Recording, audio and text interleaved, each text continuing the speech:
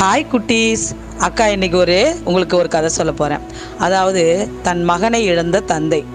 எப்படி யோசித்து பாருங்களேன், எவ்வளோ கஷ்டமாக இருக்குல்ல அந்த வார்த்தையை கேட்குறப்பவே. ஒரு ஊரில் ஒரு அப்பா பையன் இருந்தாராம். அந்த அப்பா இந்த ட்ரெயினுக்கெலாம் ட்ராக் மாற்றுவாங்க, பார்த்துருக்கீங்களா?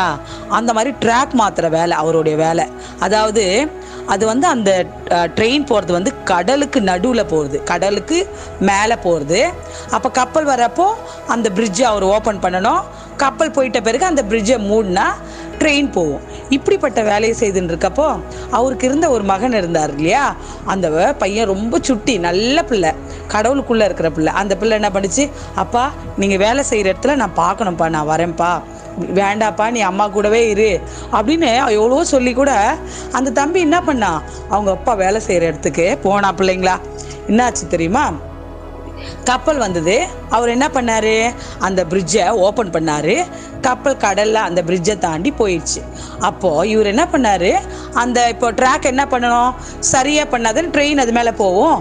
இவர் என்ன பண்ணாருன்னா, அந்த கப்பல் போன பிறகு ட்ரெயின் ட்ராக்கை மூடுறதுக்காக திரும்புறப்போ பார்த்தா தன்னுடைய மகனை காணோம்.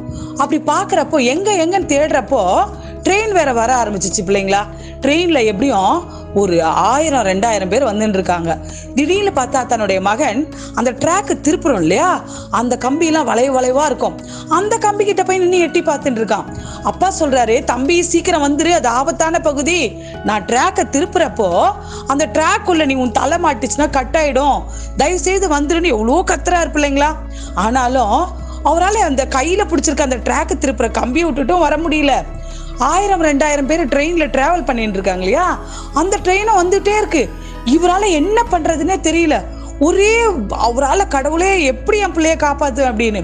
அப்போது அந்த நிமிஷத்தில் யோசிக்கிறார். பிள்ளைங்களா, தன்னோட ஒரு பிள்ளைக்காக 2000 பேர் மறிச்சு போகிறது நல்லதா, தன்னுடைய ஒரே மகனை இழந்து போகிறது நல்லதான்னு அவரு தன் மனசை மிகவும் கடினப்படுத்திச்சு என்ன பண்றாரு, அந்த ட்ராக்கை திருப்புறாரு. பிள்ளைங்களா, பார்த்தீங்கன்னா அந்த சின்ன பையனோட கழுத்து கட் ஆயிடுச்சு. பாரு பிள்ளைங்களா, தன்னுடைய ஒரே மகன் உயிர் போனாலும் பரவாயில்ல, 1000-2000 பேர் வர்ற மக்களை காப்பாற்றணும்னு அவர் என்ன பண்ணாரு, தன் மகனை இழந்தாரு. அவர் என்ன பண்ணாரு, ஓடி போய் பார்க்குறப்போ தன்னுடைய மகனோட தலை தனியா, உடல் தனியா இருந்தது. எவ்வளோ கொடுமையான காரியம் இல்லை? ஒரே பிள்ளை இத்தனை 2000 பேரை காப்பாத்துறதுக்காக அவர் என்ன பண்ணாரு, தன்னுடைய ஒரே மகனை இழந்துட்டாரு. பாரு பிள்ளைங்களா, அந்த ட்ரெயின்ல வந்தவங்களுக்கு யாருக்குமே இப்படி ஒரு சம்பவம் நடந்தது தெரியாது. ஆனாலும் அவர் சிரிச்ச முகத்தோட அந்த தன் மகன் இறந்த இடத்துல நின்றுட்டு இருந்தாரு. எல்லாரும் போயிட்ட பேரு அந்த 2 உடலை வச்சு தன்னுடைய சக தொழிலாளிகளோட சேர்ந்து அவர் கதறல் இருக்கு பாருங்க. இதை இப்ப நினைச்சா கூட ரொம்ப கஷ்டமா இருக்கு. பாரு பிள்ளைங்களா, எப்படி நம்ம ஆண்டவர் தன்னுடைய ஒரே மகனை உலகத்துக்கு அனுப்பி நம்மளுடைய பாவங்களை மன்னிச்சாரோ, அந்த மாதிரி அவரும் தன்னுடைய வாழ்க்கையை தன்னுடைய மகன் மூலமா சாக்ரிஃபைஸ் பண்ணாரு. நாம எப்படி இருக்கும் பாத்தீங்களா பிள்ளைங்களா? ஒரு சின்ன பொருளை இழக்கணும்னா கூட ரொம்ப வருத்தப்படுவோம்.